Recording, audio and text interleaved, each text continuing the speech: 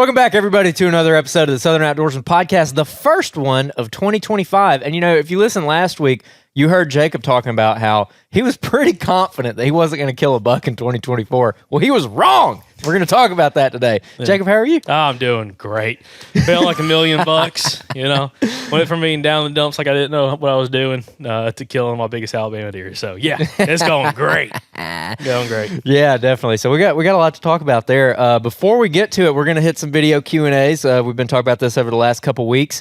Where can people submit these, Jacob? Go over to the southernoutdoorsman.com. You know, I almost said the Southern Outdoors, they, them. That stuck in my head. The Southern Outdoorsman Podcast, southernoutdoorsman.com.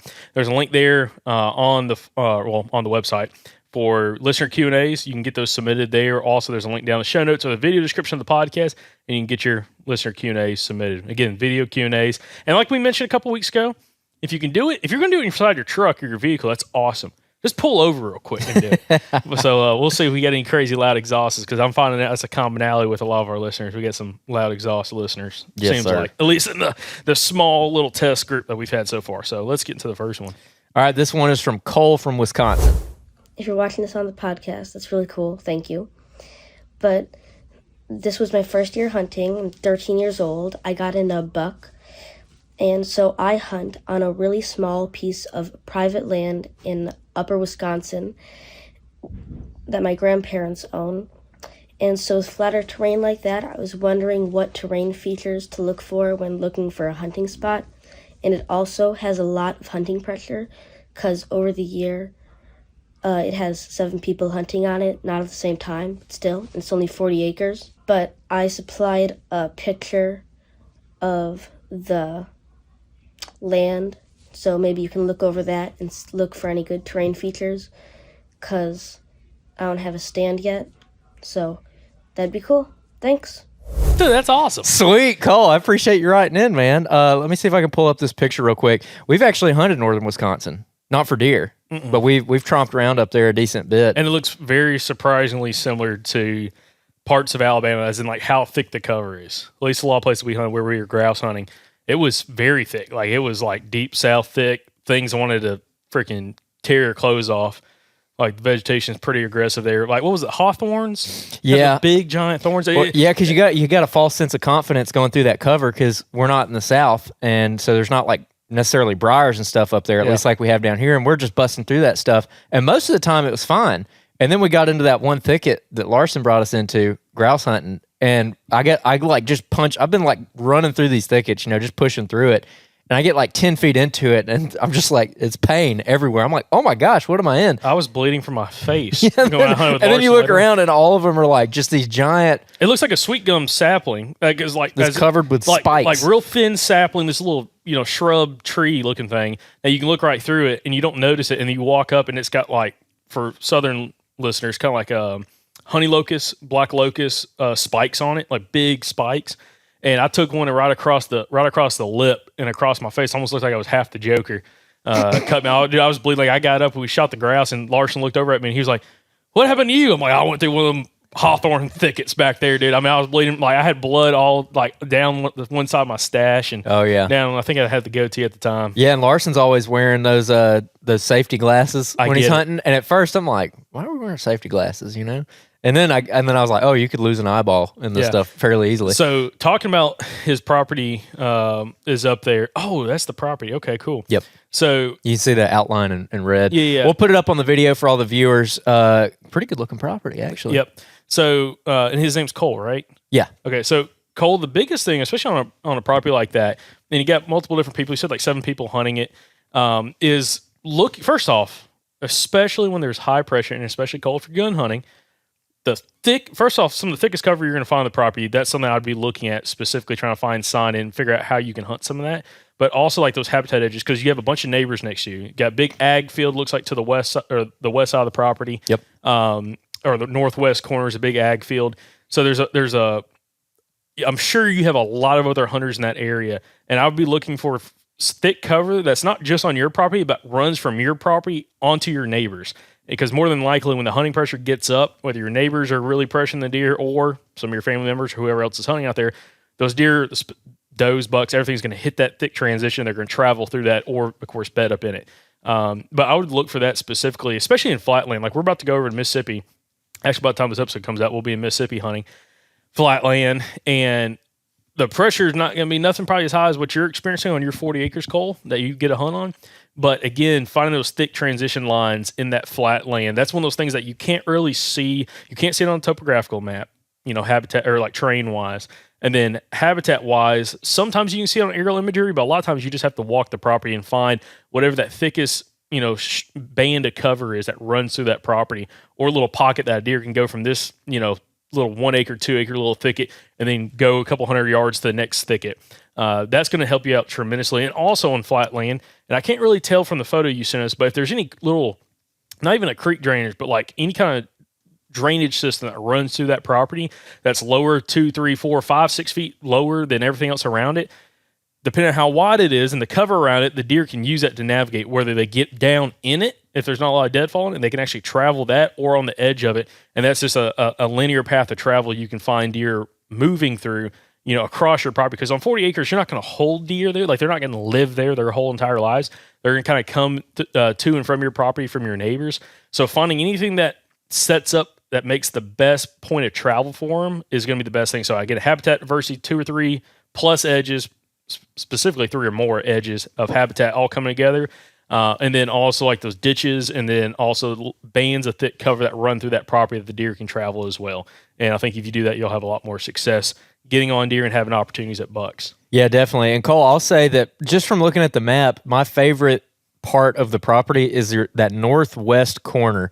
So you have a big ag field, it looks like, off the property on the northwest side of this image that you sent us. And your property looks like it might be fairly thick up there. Like I think I'm seeing gaps in the canopy, in the trees right there. But then also the property to your west looks like, just some kind of thick timber. It's obviously some kind of different timber than what's on your property just from how it looks. And then also because that field up there comes to a corner, I think that deer would maybe pinch around that corner. So that the reason I like that spot is because it's got 3 or 4 different things going for it. You've got multiple habitat edges all meeting, like the habitat on your property and the habitat on your neighbor's property all meet right there. And then also it's kind of pinched between the field that is on your property and the field off your property to the northwest. So there's like I don't know how large of a gap that is, but I think deer are going to cut around those corners. So walking somewhere in there looks really good. Also on the northern boundary of your property, it looks like you've got some kind of open field right there as well that is actually on your property. It looks like it might be kind of marshy or something like that. I would definitely be looking around in that and kind of paying attention to the same thing. Like walk the edges of it. You can walk the interior of it, and I would, especially up there where y'all are at right now. I'm assuming y'all are kind of on the back end of your season if it's not already over yet. You could go walk the interior of that and see if deer are bedding in it, see what kind of sign you find. But I would pay special attention to the edges of all of these, and I would focus more on the habitat edges more so than the terrain features, because you did involve a little terrain map, and it doesn't look like there's really much going on the property. It looks like you got that lake or not lake, but a river to the northeast. So that's kind of interesting. Looks like there might be a draw kind of coming up off that river headed towards your property. So if there's a low spot that enters your property, I would maybe go check out that low spot. It looks like it would be kind of towards the northeastern corner of the property, but really that whole northern third of the property, I would walk that, find the habitat edges, and some of them, like Jacob said, we probably can't see on this map because they're under the canopy. So you might have, a closed canopy forest, but you might actually have some kind of little thicket running through there. Like, I don't know, up there you might have like multiflora rose or something like that, or like a hawthorn thicket like we were talking about. I would go and just see if you can find those, what Greg Staggs would call an interior edge, where there's something under the canopy that's just different. And one thing that someone told me, actually when I was about your age, I was trapping back then, and one tip that I heard about like trapping, whether it be coyotes or mink or bobcat or whatever, is when you get into an area where game is hanging out at, just stand there for a minute and either like turn around or look down at the ground or close your eyes for a minute, and then open your eyes or turn around and look at the area. And what is the first thing that catches your eye? And then go to that very first thing that catches your eye. And that'll help you cue in on visual landmarks that animals might also use to go and walk around. So that could go for deer too. So, walk in there and maybe try that technique out a little bit. You might be surprised at what you find. But Cole, man, I appreciate you writing in. That's pretty awesome, man. And definitely keep us posted on your season and how everything goes. Cause I want to hear the progress, man. Especially if you're in northern Wisconsin, you're hunting bigger deer than we're hunting down here, my man. So let's see what you can write in with. All right, we'll kick it on over to Chad Robinson from Alabama. Says the subject is Weekend Warriors. What's up, guys? My name's Chad Robinson. I am from Alabama, and as you can see, I'm in my classroom. I am a high school teacher, and my question is, being a weekend warrior, that's about the only time I get to hunt. I don't get a whole lot of vacation time throughout the year, so I don't get an opportunity to get out like I'd really like to scout. So my question is, what do you guys recommend as far as weekend warriors on being able to get out and consistently kill mature deer? I'd love to hear what some of the podcasts you have in mind that would help with this situation. I love listening to Andy May, and look, I listen to you guys all the time. I've listened to so many of the podcasts over and over again, and but I just can't seem to consistently kill mature deer. With the limited amount of time, I put a lot of time and effort into my classroom. Of course, I also have kids of my own, so getting out and being able to do this consistently is a problem, and I want to be able to fix that. So whatever you guys have in mind, I'd love to hear what you have to say. Like I said, I'm from Alabama. I hunt public land. I have a little bit of private land myself, but mostly public land, and it's pretty crowded everywhere I go. So I'd love to hear what you guys have to say, and can't wait to hear it. Thank you. Sweet, Chad. Appreciate you writing that in, man. He sounds like I wish I had him as a teacher in high school. He seems like a cool teacher. So most of the guys that we interview are weekend warriors, wouldn't you say? I mean, a lot of them. Yeah, a lot. But I'll say this: the ones who, we still get weekend warriors on the podcast because a lot of these guys, unless they're older and they're retired, or they just have a career that gives them a lot more time to go hunt. Time is like everybody's biggest, I guess, hurdle to overcome. Like limited time to hunt. I know, like Ryan Elders from North Carolina, he talked a lot about that because he works a lot, but then he takes off time during very specific windows, specifically during the rut, where he has historical sign in certain areas. And same thing I was going to say about Daniel Williams, episode 584 with Daniel Williams. It's on YouTube. It's on all audio platforms, Apple, Spotify, iHeartRadio. 584, I think, is a really good one where Daniel really breaks down how he focuses on historical data from not just trail cameras, but also visual observations of seeing bucks really moving and cruising and chasing in order to figure out what date windows he needs to hunt for the following year. Mm-hmm. Okay. And for limited time hunters, I think that's like probably one of the most effective things is the historical sign, especially if you're constantly hunting the same couple of properties, whether you're hunting public land, private land, it doesn't matter. And if you are running trail cameras, because I know some people don't run trail cameras, if you're doing that and you're able to get these date windows of when you're actually seeing bucks, not only daylighting, but working scrapes during the daylight, chasing does, cruising, stuff like that, and then write those dates down in your calendar for the next year and just know, hey, during that window of time, whether it's a couple days before, a couple days after, or that date range, I need to be there, and you can be a lot more effective. And Daniel talked about that a lot in episode 584, where he started this when he was working in a meat market as a butcher, and he worked a lot of times 6 days a week. So he didn't have a lot of time off, and he was strategic about when he was able to either get time off or on the 1 day a week he could go hunt, or 2 days a week he could go and hunt, where he needed to be and how he needed to hunt it in order to get success or have success. And it worked really well for him. It's worked really well for him, especially since he transitioned to public land a couple of years ago of going out there and killing deer during certain date ranges. As you heard on Monday's episode, where we had Daniel and Pablo on, mm-hmm. Daniel talked about that a good bit. His 2 bucks he killed this year were both off historical data that he got last year in certain locations, and he killed one, I think he killed one the day of when that buck showed up last year. Then he killed another one that I can't remember if he had a lot of history of, but it was during the certain date range, 2-3 day window of time of when he had bucks daylighting in a certain spot on camera. He went in there and was able to kill a really nice buck in that location. So I think that's super, super applicable for the weekend warrior. The flip side, I will say, is, and I was going to mention Andy May when we had him on a couple years ago for a segment of the podcast, and we reposted his interview on YouTube maybe about 2 weeks ago. He's a great example of just hunting very aggressively. And, he's a teacher as well. And you already mentioned that, you listen to some of the stuff Andy does, or probably watch some of the stuff Andy does. But he's a great example of somebody who has very limited time. He's a school teacher as well. And he'll go, he talked about on the interview I had with him, he drove 19 hours to like North Dakota to go and hunt for 3 days. And he killed a buck, I think on day 1 or day 2 out there, a really nice buck. And he's like, most people aren't going to do that, but it's his hunting style, being very aggressive, hunting extremely hard, and really knowing what he's looking for that he has confidence in order to go get that deer.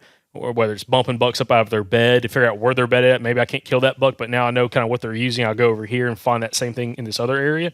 But Andy May's a great example of somebody who has very limited time, but is consistently killing multiple mature bucks every single year in a bunch of different states on very, very short trips, like little 2-3 day trips, or then just hunting weekends when he has the opportunity to do so.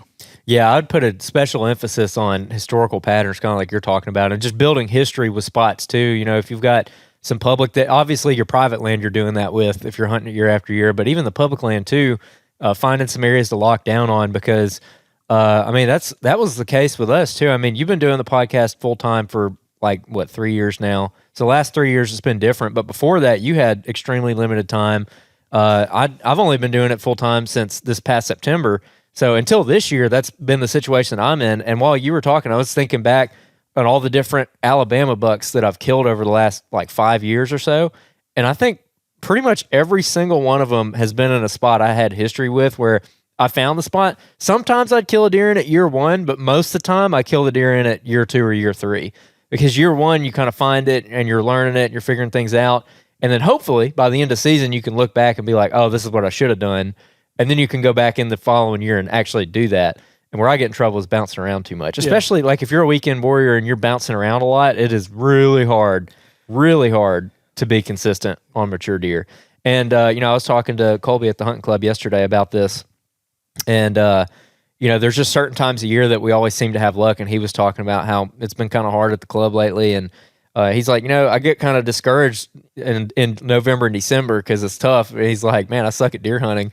But then in January, he usually ends up killing a nice buck. He's like, I just got to remind myself that it's usually this date range, because he's hunting similar areas, and that date range is usually when he has success. And I'm the same way. It's always been around certain times of the season where I'd normally kill a buck. If I go and look at the days I've killed a buck over the last 5 years, it's always within about a 2-week period of the season. And there's a couple outliers. But yeah, just building history. And actually, there's another guy that I want to have on the podcast, a friend of the show, a longtime listener, a guy I've wanted to get on this fall, and it just kind of didn't work out with schedules and everything. But he's also a teacher. You know him, and he knows who he is. Adam, talking about you. We're going to have him on soon, because he usually kills a good one every year. He killed a good one in Kentucky this year. Adam. Oh, yeah. Okay, yeah. So I want to have him on. But yeah, he's in the same exact boat as you, and I think he handles it really well, and it'd be fun to have him on. So yeah, we got to set that up soon. I'll just say, the Weekend Warrior, I think the historical data is definitely a huge factor for you. Again, episode 584, go watch it on YouTube. It's on YouTube. It's also on all the audio platforms. I think that's a really big one. If you can just go back, because I'll say this, probably most of us have a camera or two, whether you use them or not, that's, kind of your decision. But if you have that and also are hunting a little bit, you'll kind of naturally, I feel like you kind of work your way into a honey hole where you find one of those spots that's really good during a certain window of time. I've got spots like that on public land here in Alabama. The problem is some of them being clear cuts, where there's certain clear cuts I could go to, during a certain window of time for a couple of years before they aged out. And it was primo, you could go and you were seeing bucks. It was perfect. Problem is they age out, they get too big, you can't hunt them anymore. You can hunt the edge of them, but you can't shoot into them. I'm talking gun hunting here. But it's the guys who, a great example, we'll talk about this in a little bit with my buck, guys like Wes Moe, okay? Yeah. Has been on podcasts a bunch in the past. I wouldn't call him necessarily a weekend warrior, because he has a little more flexibility with his schedule and his business and everything he does, but he has areas that he's been hunting for over 40 years. These same areas, trees are dying, and he's moving trees and still killing bucks in the same spot. And he's the perfect example of the historical sign, and he runs a couple cameras, but he doesn't run cameras on public land. Yeah. It is truly from like hunting these areas for 40 plus years With a big group of guys. And knowing exactly what spots you need to sit, the area, the timing, and everything, and it's extremely consistent. Oh, yeah. He's like, yeah, you sit right here. They'll probably pop out of the edge of that, and, they'll come out, and then they'll go back in, and it's like, I'll be danged. That's exactly what they do. And it comes from time in the stand. I mean, that's talking 40-plus years of experience doing that. The way to speed that process up is how you can use trail cameras in some of those locations. But again, trail camera can only see so much. I mean, it's a awesome resource, but you got to realize the trail camera cannot see everything around it. It's looking at a very fine point within a certain range of what that camera's detection capability is. So they're super, super helpful, but also don't rely solely on just the camera showing you exactly how you should hunt it. Like, always kind of go in there and test it out a little bit. And I think you have a lot more success. But Wes's thought on this, just talking about the Weekend Warriors, he talked about this, I think it was episode, it's in the 170s, 5 years ago, 6 years ago. And he was talking about for a new guy hunting public, or if you've been hunting public for a while and you're struggling and you're kind of bouncing around, he talked about finding a piece of public that you really like that has the habitat diversity, has water sources, food sources, all that kind of stuff, something you really like, and take a 1 square mile section of that. I think it's like 640 acres. I used to say 660, and then I think someone told me that I was incorrect. 640, roughly 600 plus acres, a section of it, and that's what you focus on. If you're going to run cameras there, but hunt in and around that and learn that area really, really good, and then every year kind of expand it a little bit. And that's how he says that he had a lot of success kind of early on, and kind of how he's learned these areas is he's not bouncing around a whole bunch. He has these sections that he really likes. Now they're a couple square mile sections, and he knows everywhere in there that he needs to hunt or have a buddy go hunt or whatever in order to get an opportunity at a buck in those spots. So I think it can work really well for you. It's just, you got to look at this as a multi-year plan. It's not what can I do tomorrow in order to go kill a mature buck? There is a strategy to it, but it's also if you want the consistent strategy, you really have to learn your area, and you have to know the timing, and you have to know when you can be there, especially with a short window of time that you have off to hunt, and capitalize on those moments. Yep, agreed. All right, next up, we got Jacob Harris from Alabama. Okay, guys, I've got a question about how to hunt mountainous terrain like these. I wonder how y'all hunt these fingers coming off, or if the deer cross and come over them, and if they like them rocky terrain, and how to hunt the rain with the scent and the thermals coming through too. I'd like to know how you hunt those. Looks right. eerily familiar. Do you want to go first, or want me to go first? Yeah, you go first. Couple different things there. He also included the kind of the picture of what it looks like. So hunting finger ridges, hunting in the rain, yeah, stuff like that. So the finger ridges, we've hunted more mountainous terrain, especially in Alabama, as you get to the northern part of the state, it's a bunch of different terrain features you can find, but the fingers, the really long fingers that meet up to a bigger ridge system that has smaller fingers up above it, seem to be pretty productive. When you just had a bunch of fingers drop down, when I've hunted that kind of stuff, I haven't really seen a lot there. What I've learned is the higher you go in some of that stuff, depending on where the food sources are, we talked about this, I think it was last week's outro, that I found red oaks that were dropping pretty high up on a ridge, and that's where all the deer were. That's all where the sign was. And I came in from a different direction, came in from the bottom, kind of working up into it. And it was very, very little sign until I got up higher in elevation where I actually found some more red oaks. And the habitat kind of shifted. You kind of got, up on one of those finger ridges, and you met the bigger ridge system, and you kind of followed around. And it was just a big pocket of signs specifically all around this little pocket of red oaks. So and I'll tell you something about the thermals, and it kind of bit me in the butt, kind of recapping from last week, that I found 3 big scrapes all at the head of a draw where this drainage came up, had a finger ridge, big long finger ridge that came up next to it. And you get to the head of that draw, and there was 3 big scrapes right there. One of the scrapes was, like I mentioned, I think last week, you could see it from 100 yards away, no problem, in the hardwoods. And I was like, this is great, but the wind was kind of bad. The wind was kind of blowing up across the side of the ridge, and I ended up trying to get up above it and get set up and ended up seeing some more bucks. I think I saw 3 bucks that day. 2 rack bucks, a spike, and then a doe, and then I had another deer come in. But the big thing that I've learned on hunting like more mountainous terrain, the big hardwood stuff mixed with some pines, is the thermal switch in the evenings gets the deer on their feet. Yeah. Okay. When that sun sets over a ridge and like the wind dies down and the thermal starts sucking down those ridges and off those ridge points, the deer move, and it's kind of frustrating because if you're kind of like up on a ridge, you're not all the way to the top of the ridge because maybe there's some good cover up there, but there's also good sign below you. There's a very good chance, like what happened to me, a deer circles down below you that you didn't see, but you can hear it walking through the leaves, hits one of those scrapes, and then also by it smells one of those scrapes, your scent's pulling right down to them. Because I was trying to cut them off from above, thinking they're going to come off this ridge system, and I got busted by them. So like the thermals are huge, but also the big thing I've learned in the mountains is you want to have thick cover. You want to have some kind of like understory cover. Like you have like clear cuts and stuff, but you want to have some kind of understory cover, like in those hardwoods or in those pines. It's like visual obstruction the deer can kind of navigate through, but also it's like I've seen so many deer in that circumstance, especially like when you're talking like rut time frame. Just walking through wide open timber, like going from point A to point B. The shortest way is walking through this wide open timber. And as long as there's not like a ton of people in there hunting super heavily, or you go out there like during a bow hunt or something, the deer just will travel that and the bucks will travel that. So it's it messes with your mind a little bit, especially if you're coming from like more hill country, flat land where you're really trying to focus a lot on the thicker cover, because that's like a big commonality. You get in like one of those more mountainous areas and there's patches of it, but it's not like huge swaths unless you get on like a clear cut or something like that. So then also talking about the fingers is trying to looking for sign and tracks and droppings and scrapes, looking at the different points of travel. Because one thing I noticed, a lot of the buck sign was going, I would say more, it was both up and down elevation, but also side hill. But a lot of the does were like side, like a lot of the doe sign and tracks and stuff were like side hilling, where a lot of the bucks were going up and down elevation, like potentially cutting some of that sign, but also having a wind advantage, like thermal advantage. Early in the morning, the thermal's still dropping.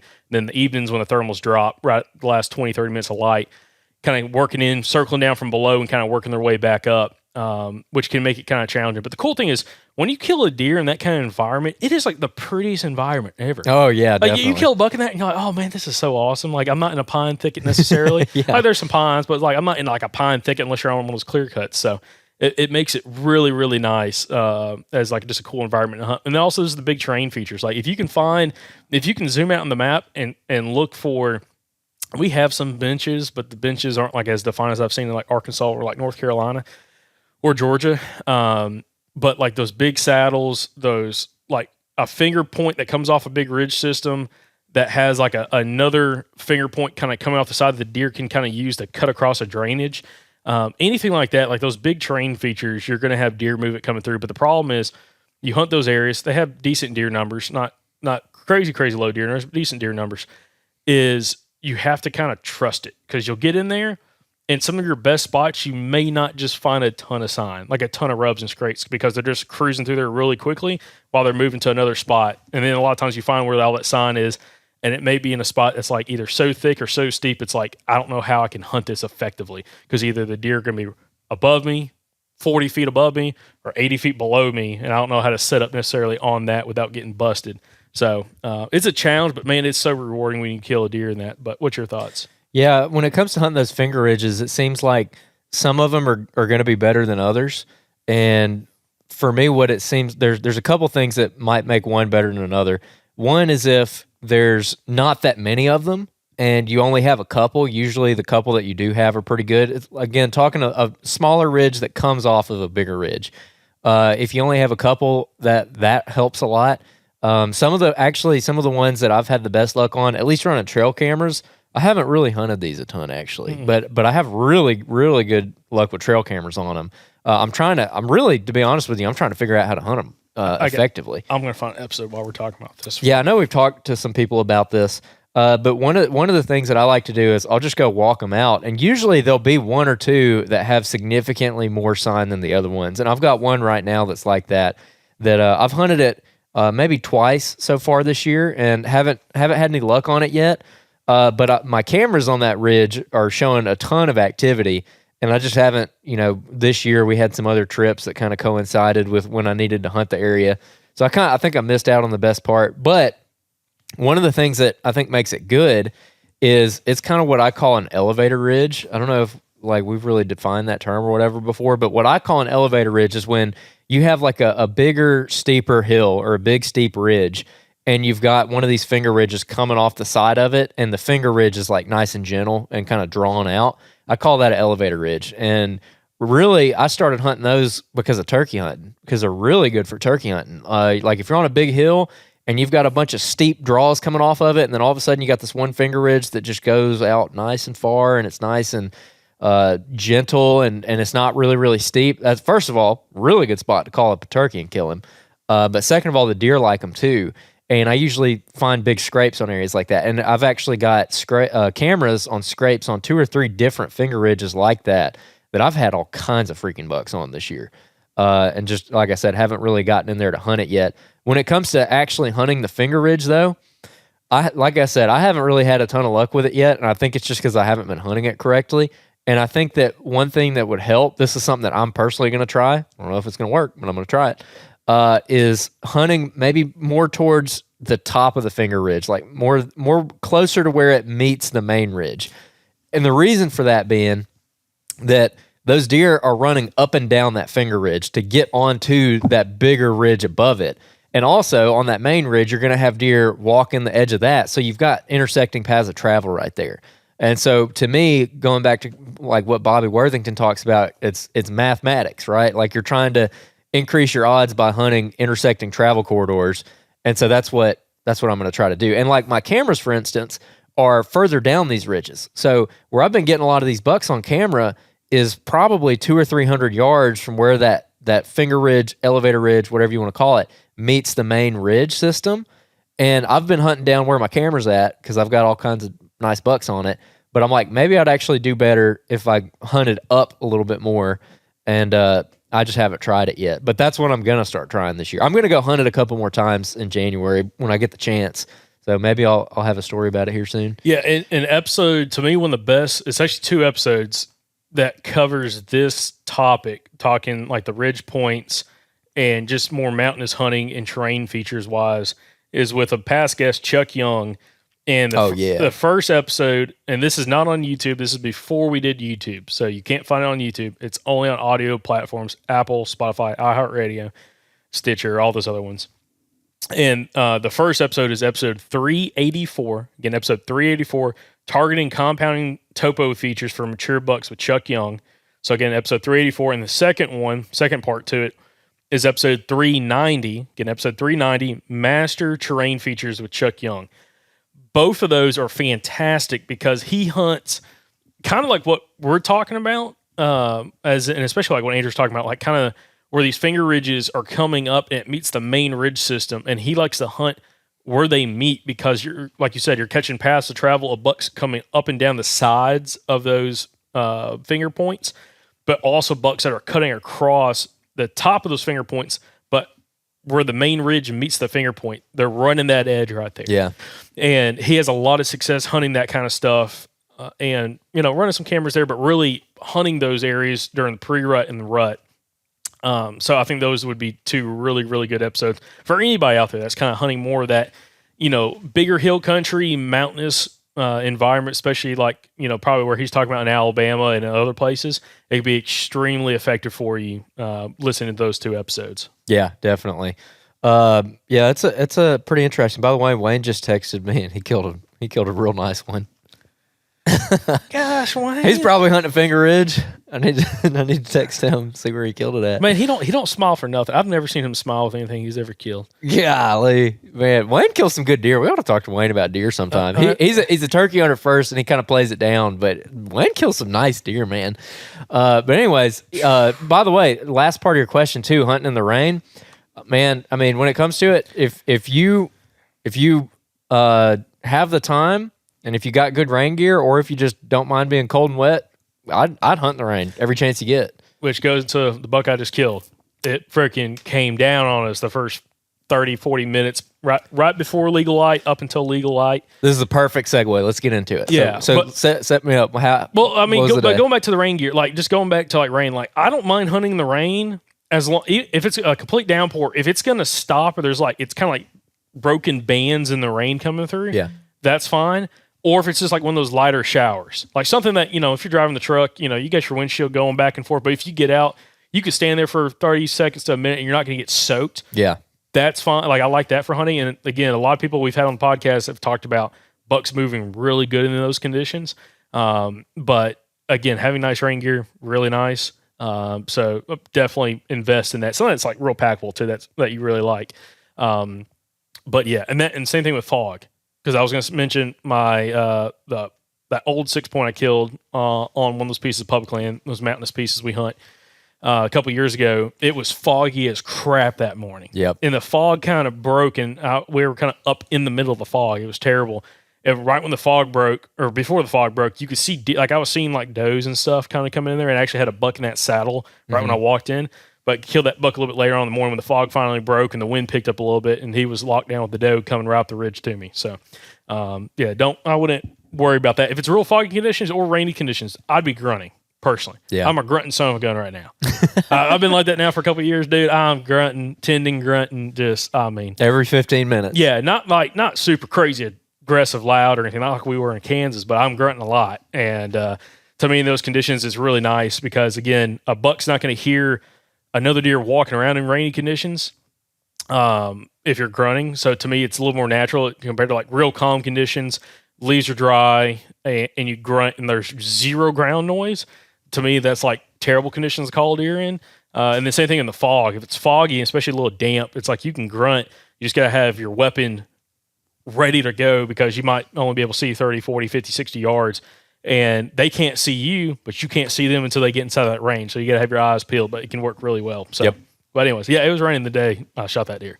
All right, so you weren't even going to go that day. No, we talked about how you were depressed and you're terrible at deer hunting. Yeah, no, we'll see. Yeah, no, we're about to kick you off the show because your brother keeps killing deer and you don't. Yeah, we're going to replace you with Thomas. Yeah, so it was we did Christmas for my family. Christmas, we did it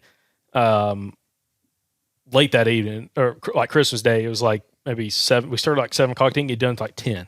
Okay, well, at 9:40, 9:30, I get a text from our buddy Wes Moe, who I talked about earlier.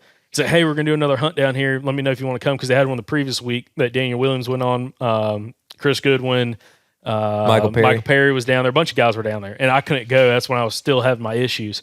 So I was like, "Yeah, I can't go down there." But when he texted me, I'm like, "Okay, I'll go in the morning." And I was thinking about it. I'm like, "Man, I gotta get up so freaking early. Like, it's gonna be rough." I'm like, "Whatever. Like, it's gonna be fun though." So drove down there, woke up, and it was like 2:30 in the morning. And 10 minutes later, I'm like getting dressed, and I get a phone call from Wes, and he's like, "You coming?" I'm like, "Yeah, I'm coming." And I'm like about to leave the house. He's like, "Okay, cool." He's like, "I've got truck issues," and I'm like, "What are you talking about?" He's like, "Man, won't come out of neutral." Like he was driving and get kicked in neutral, and he had issues with transmission. So he's like, "I'm pulled over on the side of the road," and I'm like, "Do you want me to pick you up?" And come to find out, he was coming from a completely different direction. That was like very out of the way, but he's like, "No," he's very like, far. I was like, "I'll deal with it, try to get it fixed." So drove down there. I was going to meet his buddy Scott, who we've hung out a bunch with and hunted in a couple different places with. Scott's a great guy. He's going to be on the podcast later on this month. But we got down there, and Wes finally called me. He's like, "Yeah, I'm not going to be able to make it. Like, I've got one of my guys from the shop coming down with a truck, and we're going to try to fix the transmission." But we went down there, and he's like, I want you to go to a different area than where you've hunted before. Another little spot, kind of thicker creek drainage. You got thick pines up above you on both sides of the creek that are kind of not like a clear cut. One of them was probably older pines, maybe like 10, 15-year-old pines, but they've been thinned. There's like grassy understory, and the other one's across from you, across the creek, a little bit smaller pines. And he's like, "You need to go in there and sit at like the base of this drainage." Mm-hmm. He's like, go in there. He's like, "I think they're going to be cruising through this area. The wind should be pretty good. Guys coming from another side, they're going to be kind of bumping deer probably towards you. So should be pretty good." So I get down there, follow Scott in, get everything kind of loaded up. And as we're sitting there talking about the rain, we're sitting there and like it hadn't rained. Like I knew it was supposed to rain a little bit maybe that day. Had my rain gear with me. And I looked at Scott and Scott's like, hey, was it raining when you come down? I'm like, no. Because they were coming from a different direction.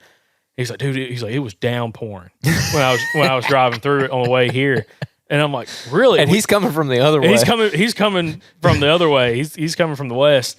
And I'm like, really? So I pulled up the radar and dude, I look at the radar. It's just red coming at it wasn't red. It wasn't red, but it was a lot of rain. And I'm like, crap. I'm like, I got my rain gear. Like, that's fine. But like, this is going to be a little miserable because it doesn't look like it's just going to shower. And I'm like, do you have any rain gear? He's like, no, I forgot mine. I'm like, well, I got contractor bags in the truck. You could put one on as a poncho if you want. He's like, nah. He's like, nah, I'll just get cold. I'll just get wet. It's no big deal. I'm like, okay. So we pack our stuff up. And as we start walking, it starts kind of drizzling on us. And we kind of get down there. Me and him split off. He went one way, I went another way, and walked up in there and end up getting the spot. And when I went in there, I've never been in that area, in that pocket. I've hunted a different pocket with Wes. And I get in this little creek drainage, start working the creek drainage up, and take a right. There's a SMZ that runs up. I was going to kind of sit in that SMZ. And I get in there. I'm like, there's a couple little scrapes and stuff, and there's a pretty good trail in there and some rubs, but nothing crazy. But I finally get to a tree that I'm like, I think this is good because what's like, you need to be able to see down to the creek bottom, and you need to be able to see up that drainage. And the drainage is kind of thick. It got like saplings and stuff up in it. And I got this new headlight. And it's like 1,400 lumens, okay? This little Phoenix headlight or Phoenix, whatever. And I turned it all the way up. And it's like 45 minutes before daylight. I'm like, I'm not really worried about bumping a deer right now with super bright headlight. I just got to see if I can see. So I hit that light, and I had to like literally use the light to kind of figure out where I could see up that drainage because of the thick understory, and then look up there and then turn around and look up at a tree, find a tree that like matches it that I can then see back down. Trying to find like lanes. Yeah, like I'm not going to just like climb a tree and hope I got lanes. Like I'm going to find lanes before it gets light. So I like use my light and found the tree, climbed up this pine tree, put my rain gear on before I climbed up the pine tree because now it's like raining. And got everything kind of situated in the tree. And I looked at my watch. I'm like, man, this is the earliest I've ever gotten in a tree hunting with Wes. Because they like to go in like at gray light or right before gray light, which I don't like to do. It makes me very nervous personally. I'd rather get into the spot, use my headlight, see everything I need to see. Why does it make you nervous? Dude, I don't want to jump. Because like, feel like you're going to get shot? No, like a freaking big buck's going to be already there. And I'm like, if I was in the tree, I could have shot him versus walking in and like, maybe he probably sees me before I see him, and he runs off, and I'm like, oh, God, come on. Now, I'm not worried about getting shot. I got enough Blaze Orange on me, man. They see me from outer space, counting the beard and everything. So, do you wear a vest? Sometimes. I wear that charge vest from First Light sometimes. I always carry it with me, and I put it on my backpack from behind me. I'm kind of a little bigger guy. So I'm like, I want orange behind me, and I got my hat on too, but like I want to make sure someone can see me from behind me. So, I'll strap it to my backpack. But I climbed up the tree, get all situated, and I looked at my watch and I'm like, dude, it's like 5:30 and I'm in the tree, which is like the earliest, and like legal light wasn't until like 6:10. I'm like, this is the earliest I've ever gotten in a tree hunting down here like with these guys. And dude, I'm just sitting there. This rain's coming down. I'm like, I didn't even sit. I was in the saddle, but I was like just kind of standing on my platform, leaned up on my platform, and had my leaned up. I was actually using I like to use it. So on certain gun hunts, I'll tell this for guys. I've got a Lone Wolf Sit and Climb climber, and I'll use that with my saddle because sometimes, like a lot of times, I'll climb up the tree where I can like lean, like be on the platform, lean back, and I can like be like I'm in the saddle, like looking at the tree and kind of watch up in a certain lane, but also have like a bigger platform I can move around on and stuff and be able to shoot a lot quicker. And that's what I was doing. So like when it was raining, I was kind of just standing there on the platform, just had my hood on, just got like kind of tucked up underneath that tree. Finally, I'm like, it gets like 6:10. I'm like, I can't see crap. Like, dude, it's so, overcast and it's still rain coming down. I'm like, I'm probably not gonna be able to see till 6:30, which is pretty late. The second I could see, it was probably like 6:15, 6:20. Legal light was 6:15. Probably 6:20. I started doing grunt sequences, and I'm like, man, like this would be perfect. Like the rain kind of started dying down. It was now just like a drizzle. I'm like, this would be fine. Just called a good bit, nothing. And 6:30, I hear boom, and I'm like, it wasn't Scott, but it was a guy up above, up over the ridge from me. I'm like, well, they're moving. anytime I hear gunshots on public, like That's what I love about a gun hunt, man. yeah, because I'm like, oh, they're moving. Like, this is good. Especially on a buck only hunt. I'm like, that's good to hear. Oh, okay? yeah, yeah. And then, dude, a couple minutes goes by and I hear a further shot. Boom. I'm like, oh, they're from. I'm like, heck yeah. I'm like, Wait, what time is this? 6:35 now. Oh, wow, okay. Yeah. Still raining? No, it died, but it stopped by then. By 6:30, it was like done. Oh, that's so perfect. Yeah, that's what I'm saying. I'm like, oh, this is gonna be great. And also weather-wise, it was supposed to be like highs in like the upper 50s, something like that. And it was like 52 walking in, 54 walking in. Like I'm walking in like a t-shirt, and I had my rain gear on me, but I had like the furnace hoodie and a source jacket with me just in case. And I brought my furnace bottoms, merino base layers that I was gonna put on in case I got chilly. And right before 6, I'm like, I probably ought to put those on because like the wind was kind of picking up and stuff like that. And I didn't realize the temperature was going to be dropping. Okay. So, dude, I got all that stuff on and like it gets like, dude, by 7 o'clock, I heard like 12 shots, like, like all around me. And I'm like, okay, well, the deer can come through here. Well, 7, then it goes to like 8 o'clock. And I'm like, I ain't seen a deer yet. I'm like, what? I'm kind of like looking at the area and it looks really good, but I'm like, I should like, I'm expecting to see some does because there's a ton of does down here and haven't seen anything. I'm like, this is kind of interesting. I'm like looking around, heard a couple more shots, and I was texting Scott. I'm like, hey, you seen anything? He's like, nah.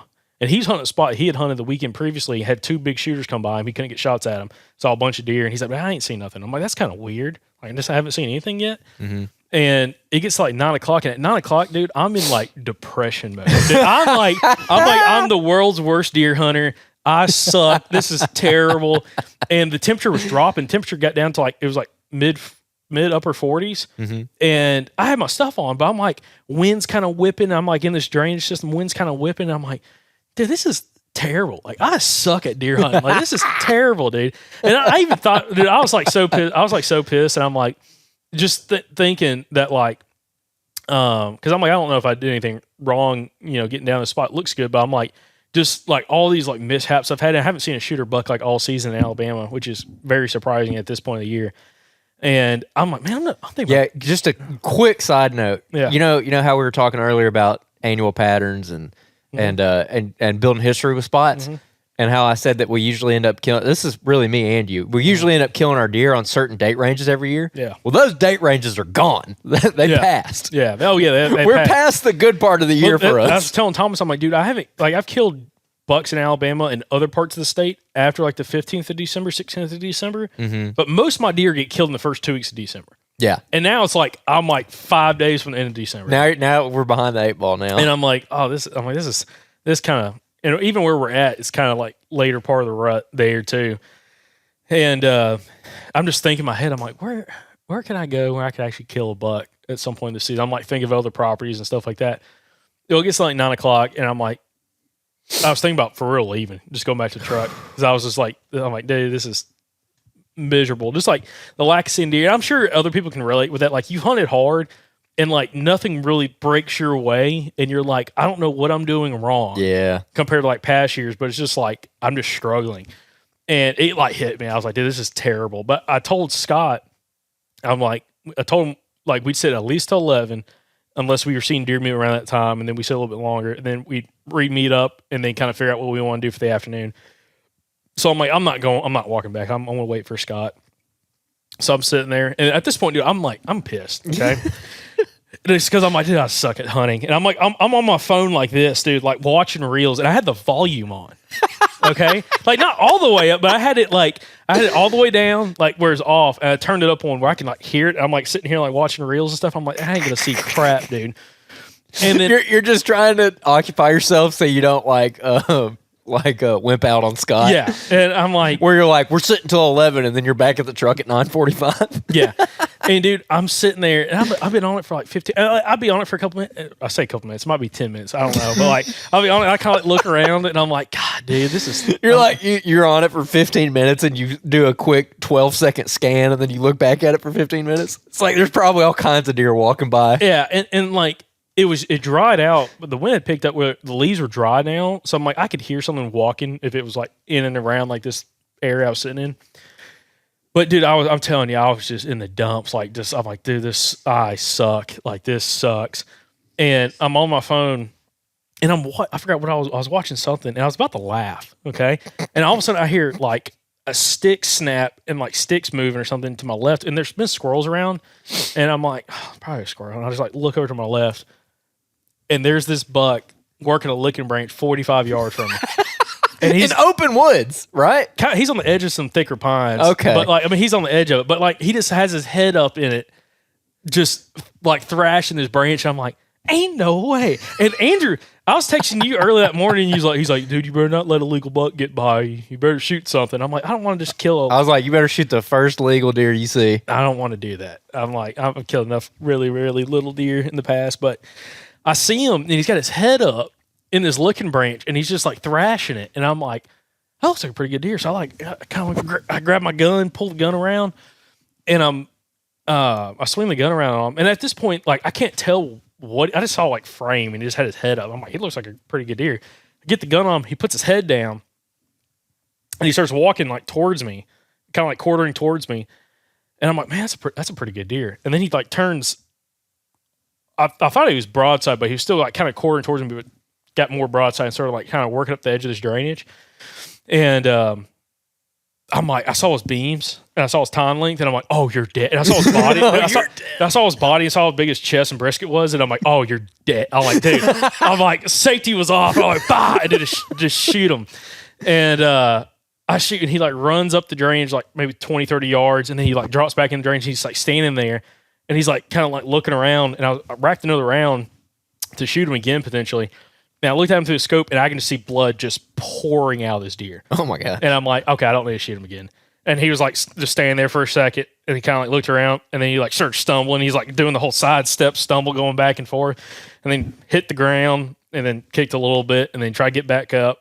And I was about to shoot him again there, but then he like fell back down. I'm like, oh, yeah, he's done. Oh, my gosh. And like, dude, so I still didn't know. I'm like, oh, he's a good deer. Like, he's like a good 8-point. He might be a little bit bigger, but like, I'm like, he's a good deer. It happened fast.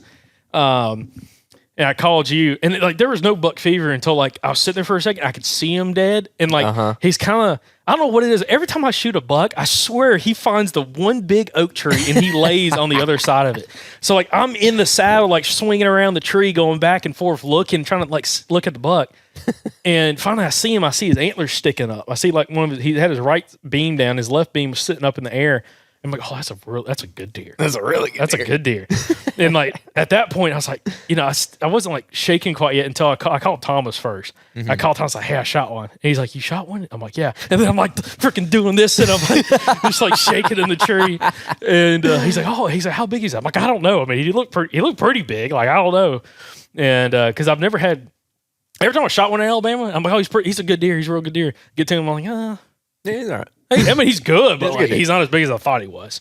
Well, did that. I called you, and I called you. I'm like shaking again. I'm like shaking more. And I'm like, man, it's good to know what buck fever feels like. It's been a while. Freaking like convulsing in the tree stand. And then, called Wes, and then talked to Scott. I'm like looking at the deer. I'm like, he's dead. But I'm like, I'm just going to like chill out for a little bit, like regain your composure. And then climb out of the tree. Yeah.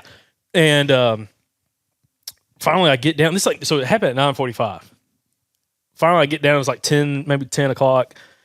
I climb down, and I'm like, I just got to go see what this deer looks like. Because I saw it's like he had big body, kind of like darker rack. I was like, I think he's 8-point. He may be bigger, though.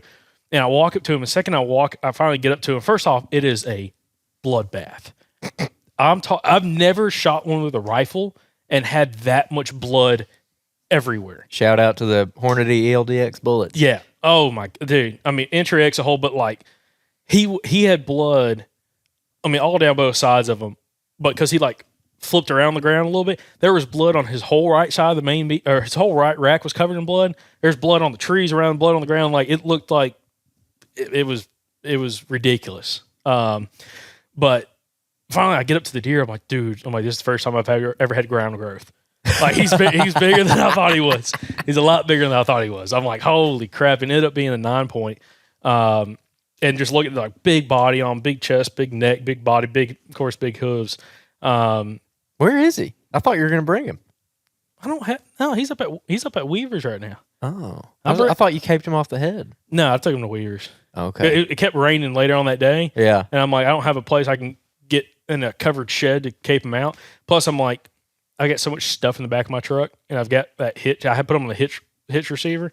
I'm like taking them up there. I'm like, oh, he's going to be nasty if I do that because I can't get him in the truck. So, anyways, I got those guys caping out. But I'll cape him off the head and then cut the skull plate off, bring it back, and then take Daniel Williams the cape so he can work on them. Definitely getting the deer mounted. Yep. I put that in group message, and Seth or somebody was like, "You see a texture?" I'm like, "Yeah, he's my biggest Alabama buck." Yeah, you're taking him to Daniel Williams. Talk about the ride up there. You said that you got some thumbs up on the interstate. Well, not even so. We get the deer before even that. So I drag the deer back to like the little access trail that we get a game cart to and everything. Get them all situated. And I told Scott about it. Scott comes up and he's like, "Where did that deer come from?" I'm like, "He came from your direction. He came from Scott's direction. Like Scott was sitting like 300 yards from me. I'm like, he came from your direction, is what he looked like, and he was just working the scrape line down past me. But the surprising thing about him, and I didn't notice this until we drug him back, was, dude, his tarsal glands were like fluffy, almost zero staining. Really? Yeah, and he was working. Dude, he's been fighting. Dude, he's got scars on the back of his neck, like puncture wounds, fighting, and like hair missing, like on his chest. He's got puncture wounds all in them. Oh, wow. Surprised he's not broken at all, his antlers. But like he had no staining on his tarsal. Interesting. Yeah, I mean, fluffy little tarsals. You know, I'm like, that's what we've been hearing from everybody this year. I'll say this: cover your children's ears. Big old sack on them. You got a big old change purse, huh? Dude, you could have had a wallet out of that sucker. Ain't no change purse. You'd be putting a bunch of $50 in there. I mean, dude, I was like, bro, I'm like, golly, man. But it was just weird. It was so, I don't know. And I didn't notice, like, when I walked to him, like, he stunk or anything. Mm-hmm. But when I drug him out and I was looking at him, and Scott was the one that mentioned it, he's like, man, he don't even have stained tarsals. I looked at him, I'm like, huh, that's weird. Like, he was working the scrape. I didn't see him pee in the scrape, but he was working. He was kicking out the ground and then hit the licking branch. Because at that point, I just got on the gun. I'm like, I don't care what else he's doing. I'm waiting for a shot opportunity. And I'll be honest, that was a good one thing I learned from that is first off, don't ever give up complete hope. Okay, but also I almost shot him. I did a frontal shot. Almost did a frontal shot on him because kind of going back to like you take your first good shot you can. And I've killed a bunch of bucks. With frontal shots. But I'm like, he's coming closer, and he's probably going to turn. So, like, let me give him a second to give me a better opportunity, and let's just punch out both lungs and take out the heart. And also, it wasn't like you were in some, like, real thick woods where he had a chance to get away, per se. There was a listener who wrote in, because when I posted on the Instagram story, because, like, I took a video when I was up in the tree of the deer laying down. You can kind of see him, see his beams sitting up, and then one of me actually talking about, like, I think I shot a really nice deer in Alabama. I didn't know it would be my biggest. And when I took a photo of him on the ground or whatever, just like me holding his rack and took a photo of him, we had a couple listeners like, man, you killed him in the pretty woods? And I'm like, yeah, kind of. Yep. Yeah, for sure. So he was coming right through those hardwoods on the edge of those pines. So he's working like a habitat edge? Yeah, so that was the thing. So the wind where I was at was swirling. It was supposed to be like a southeast wind, which should have been coming like off one of these, like off the ridge next to me that was kind of facing up. And sometimes it'd blow that way, and the other times it'd be swirling coming out of the northwest. And it was just like constantly swirling. And, going back to like Wes Moe's hunting strategy, he doesn't care about that. Mm-hmm. Okay. Because he's like, I don't know where the deer are going to come from. Yeah. 360 degrees. Like, it's not that big of a deal. I just had to keep telling myself that. But mentally, it was like killing me a little bit. Yeah. But he came in at the time. It was like, again, northwest wind. So it's like coming across through that bottom, and he's kind of upwind of the bottom itself, or I guess technically downwind. He's smelling everything in the bottom, but he's working up that thick habitat line on these pines. And when I say pines, like, they're not like pine thicket like here. They were like open pines, thin pines that had like grassy, little bit of briar understory. Like, you could walk through it, like a little bit of saplings, but you couldn't see 5 yards into that stuff if you were on the ground. Up in a tree, you could see down through it. And he was just working that edge in and around, trying to work up that drainage I was sitting on. But yeah, when we finally got him back, Wesley Moe, Wes's son, he came down there and helped me out, get the deer out and everything. We were talking about it. And he was like congratulating me, and he was telling me, because like he killed a hammer in Kentucky this year on public. He was telling me about that, and he killed a couple of bucks in Alabama. But ended up loading up, and I was like, I need to run this deer up to Weaver's. And I was talking to Thomas. Thomas wanted to see the deer, and he was going to take photos. So I went over to see Thomas. He was hunting another piece of public land. Met up with him. He saw it, and he was like, because he's killed some really good deer this year. Yeah, and he's like, oh, that's what a big buck looks like. Just joking. But no, it was cool. But when I drove up north to Weavers, driving down the interstate, I had like 4 or 5 different trucks come by me. The funniest one, like they come by and give me a thumbs up or something, which is like the first time. Did you had him on the hitch hauler? Yeah, I had him on the hitch hauler back there, and on the rack, and I had this guy in a pest control truck. He might be a listener podcast. I don't know. I had a guy in a pest control truck come driving by me, and he like slow rolled by me, and dude, he was like fist pumping. he's like driving, he's like doing this, he's like dude pointing back at it, and I'm like that's cool, man, like awesome. So, but yeah, we took it up there and got it all taken care of, but dude, it was crazy. It was that. So that's we'll get him officially scored by. He's going to go in the 120s, I think, which I've never killed deer that big in Alabama ever. So I think overall he's like, if I don't, not classify mule deer, whitetail. I think he's my 3rd biggest whitetail I've killed, because the first one's still a Tennessee buck I killed back in 2020. But it was just awesome. I mean, they just like the experience, hanging out with the guys, Scott, Wesley, and then his buddy Chris, hanging out with all those guys afterwards. It was an absolute blast. That's what it's all about. Yeah. But I mean, lesson learned first off is don't always count yourself out and think more positively, even though when it's not going right for you all the time. And yeah, just, kind of trust that habitat. I'll tell you one thing about that area. If you or me were to walk in there, and this is just one of those areas that like Wes has hunted this area for 40 years. And he's like, that spot, he's like, it's a good spot. You need to go sit it. Wind should be good. Pressure's going to be good. Like you ought to sit it like you're going to have bucks coming in off the ridge. They're going to side hill on the ridge. I'm like, okay. Well, you got in there and there's a couple scrapes. Well, the scrape he was working was the size of a basketball. Yep. Okay. I found 2 more scrapes the size of a basketball. Like nothing big. And I think I found one little rub. That was it. But there isn't like a ton of sign where like you and me, I guarantee if we were kind of walking up through there, would probably not have hunted that spot ever. Really? Yeah, I don't think so. I think we probably would have kept walking, try to find something else up. So that goes back to like, especially like one of the write-in Q&As earlier, talking like kind of a weekend warrior. Like if you can learn those areas and put time there, like you'll learn how deer use it, even when there's not sign. Just because there's not sign there doesn't mean the deer aren't using it. So yeah, it was a crazy, crazy, awesome experience. But I mean, yeah, it went from like the lows of lows to the highs of highs. Nice. That's awesome. Well, I'm glad you finally got one. Yeah, I appreciate it. I called Wes. I'm like, dude, thank you so much for freaking inviting me down here for real, like big time. Because I'll tell you something funny enough. I'll give Wes a ton of shout out because I mean, dude's a hell of a hunter. Both my biggest Alabama bucks I've ever killed was hunting with Wes. Really? Yeah. Oh, no kidding. Yeah. I didn't know that. Yeah. That's pretty cool. No. Well, maybe you can make it your 3 biggest here in a couple weeks because we're gonna go hunt with them again. Yeah, we're gonna hunt with Wes mid-January. I am so excited about that hunt. Yep. I am so excited. And that's the fun thing is like going back to like the whole conversation about like mentors and finding somebody you can hunt with. Like Wes is a great guy, and I'm sure there's other guys like we've met other guys like Wes that are willing to like help you out, show you stuff, and even like take you hunting and show you like what they do. Because like what Wes does in his hunting style, it's like such a, and the best way to put it is like it's such a simple but effective approach to deer hunting. It's like some of the stuff that we talk about is like way over here, and he's like, you don't have to do all that complicated stuff. He's like, he makes fun of us for using the term SMZ. Oh yeah, he hates that term. Hates the term SMZ. He's like, it's a ditch. He's like, a drainage is a funnel. And I'm like, yeah, I know, but it's awesome hanging out with somebody that has that much experience, that has like a very different perspective when it comes to deer hunting, that consistently kills mature bucks and some really big deer.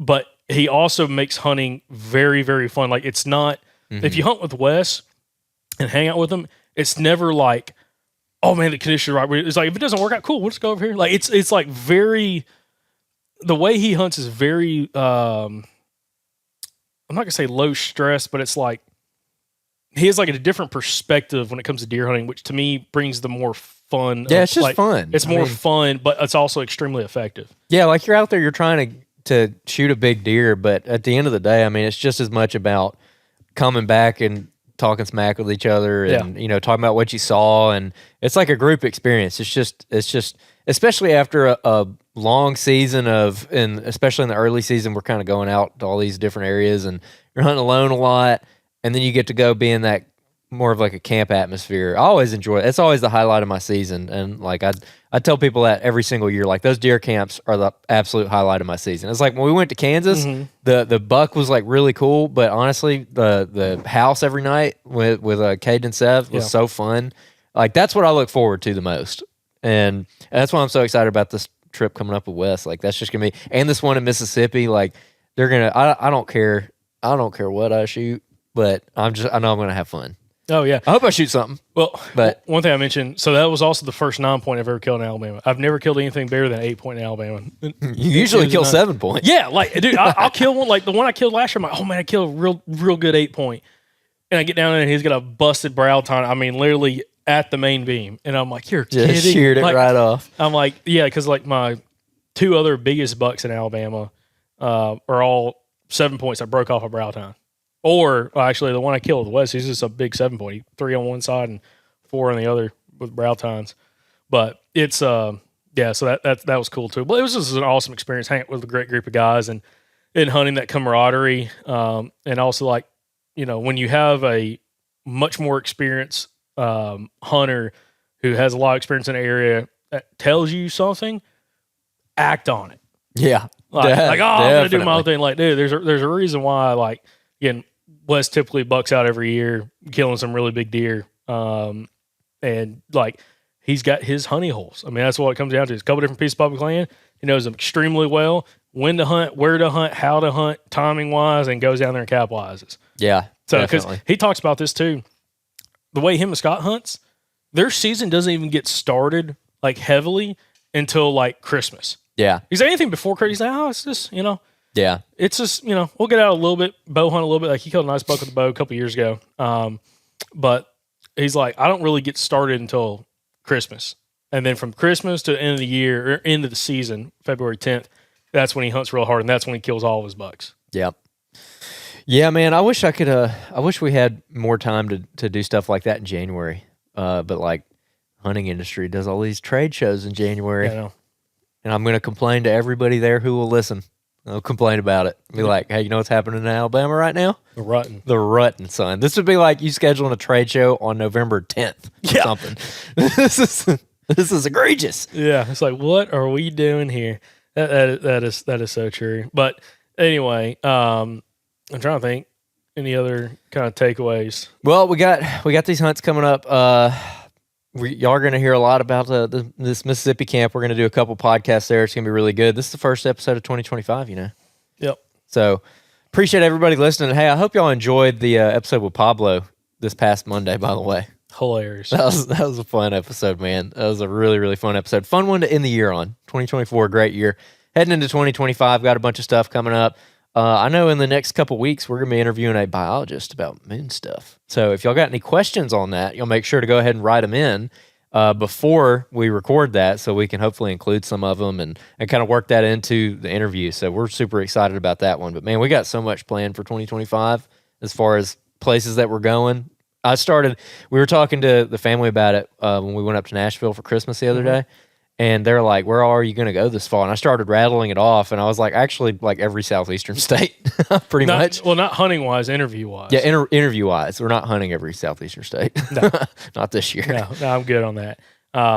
But, yeah, we're going to be interviewing a ton of guys across the Southeast, even kind of getting out of the Southeast a little bit for all you YouTube listeners or viewers who, like we had one guy comment on YouTube, and it was a clip from Ryan Elder's episode up in North Carolina about hunting low deer densities. Yep.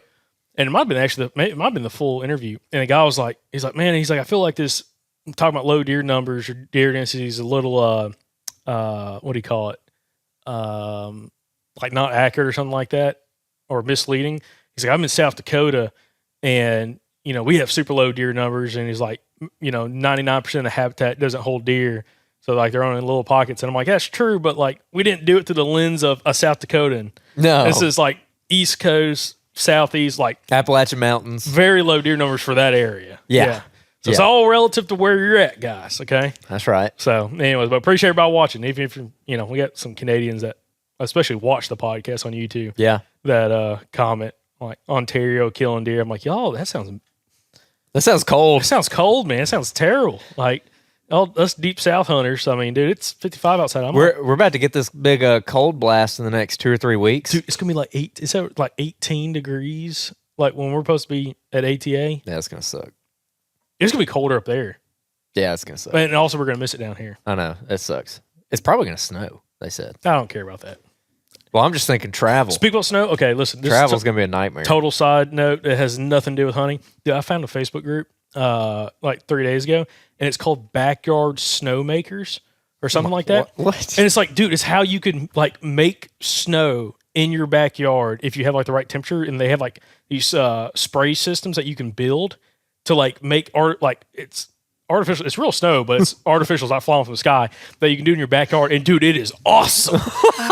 Like, dude, it would be. This is the most Jacob thing ever. Hey, listen, when you get that cold front come through here in about 5, 6, 7, 8 days, if y'all build one of these things, you can have snow in your backyard. You can make it. It's gonna be cold enough for you. The kids can roll up a snowman. Dude, no, like there's sled in the backyard. Like, oh, What? dude, it is sweet, dude. Oh my gosh. Yeah, like make like 5, 6 inches of snow in the backyard. Dude, it's Interesting. Dude, Piper would love it. Yeah, Piper would love Tiffany it. would love it. Yeah. Your neighbors would be jealous. Yeah, they would be. Well, yeah, that cold weather, I don't know, that's going to be interesting to see how cold it actually gets. But, for our northern brethren who listen on YouTube mostly, I guess, we get, like you said, we got a couple Canadians, a couple northern guys. To give you an idea of how not cold it gets in the South, when I was in high school, it got down to like -1 or something. At like 1 a.m., it was going to be like -1 degree. And everyone was freaking out about it. And I set an alarm and woke up at 1 a.m. so I could go outside and walk outside and feel what it felt like. What did it feel like? Cold. Yeah, I've experienced that in Iowa. I'm good. Yeah, it was really cold. Anyways, I guess that's all we got for this one. So kicking it up to Michael Perry's house here in a minute. Y'all going to hear that one on Monday. Pretty excited about that. Yep, absolutely. So appreciate y'all watching the podcast. Thank y'all for listening, and we'll catch you back here on the next episode from the Southern Outdoorsman. And remember, guys, y'all stay Southern.